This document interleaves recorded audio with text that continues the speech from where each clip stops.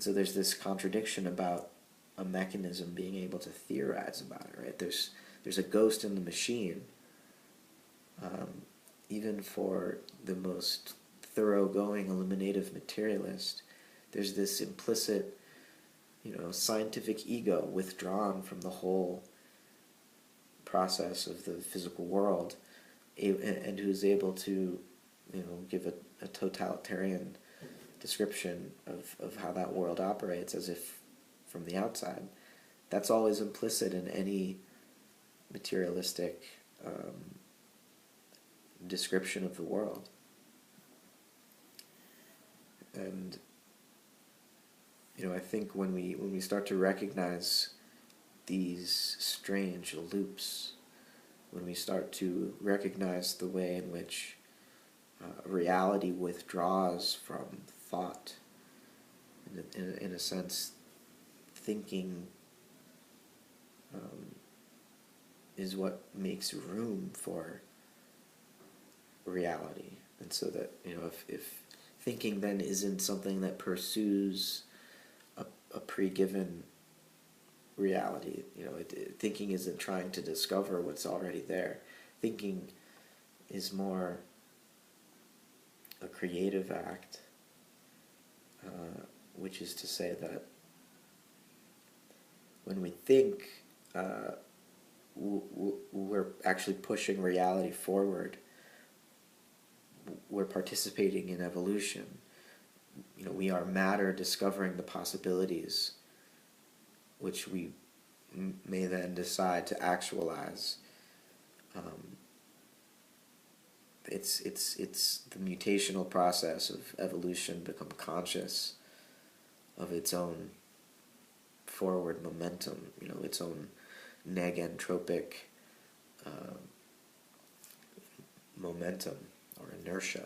It's consciousness is the very tip of a cresting wave of physiological and elemental and cosmic energy that's billions of years in the making. And with every decision that we make now as human beings, we're impacting the rest of the biosphere for millions and millions of years.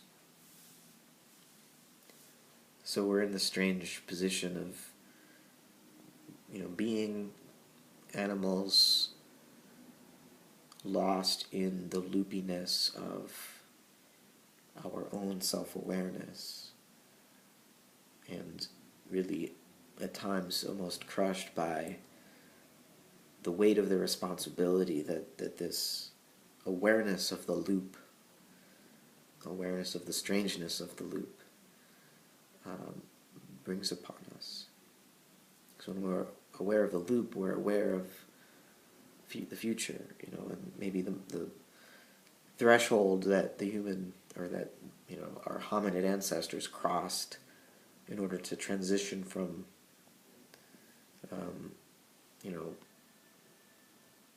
animal to human, was the recognition of death, of the inevitability of death, and, not only being curious about one's friends or intimates who die, but recognizing in their death the fact of our own death, sort of making death present as a present reality.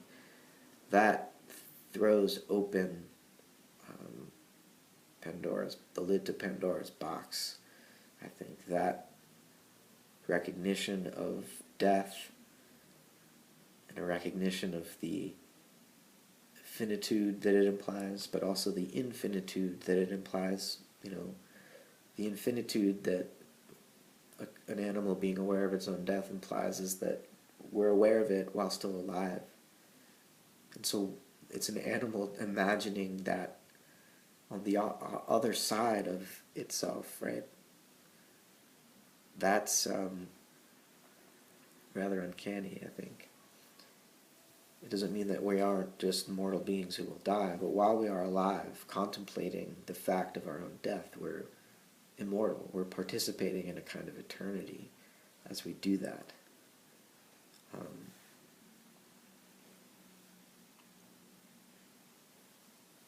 Or, maybe it's just madness. But I think, speaking of Douglas Hofstadter, who Conference Report mentioned, there's a great recording of a lecture that he gave in 2009 at Stanford that's called Analogy as the Core of Cognition. And I think he sort of spells out the way in which analogy, or the way that we metaphorically, poetically tie distinct things together into loops of meaning, that's really how thought works. And so in other words, there's a poetic basis of the mind. There's a way in which we can never escape magical thinking. It's more a matter of how we corral magical thinking to prevent it from taking flights of fancy and losing track of the actual flesh and blood world. How do we keep imagination? How do we keep magical thinking tied to the patterns, the rhythms, the harmonies? How do we enforce a kind of correspondence between thought and world through analogy, through metaphor and poetry?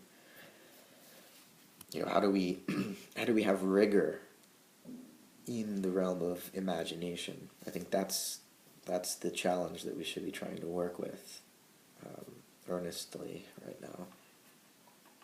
If we accept that we can't escape the phantasmagoria of the imagination, if we know that our cognitive capacities and our existence as flesh-hewn minds is dependent upon this imaginative, mythical narrative,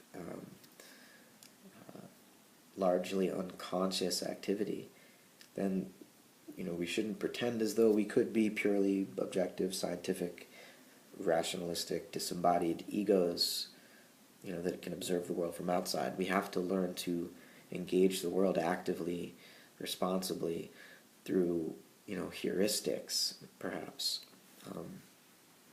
We shouldn't pretend that our models are true. We should operate under the assumption that our models are wrong, because if we don't, we end up trampling over all of the creatures that our model doesn't recognize because we're blind to them.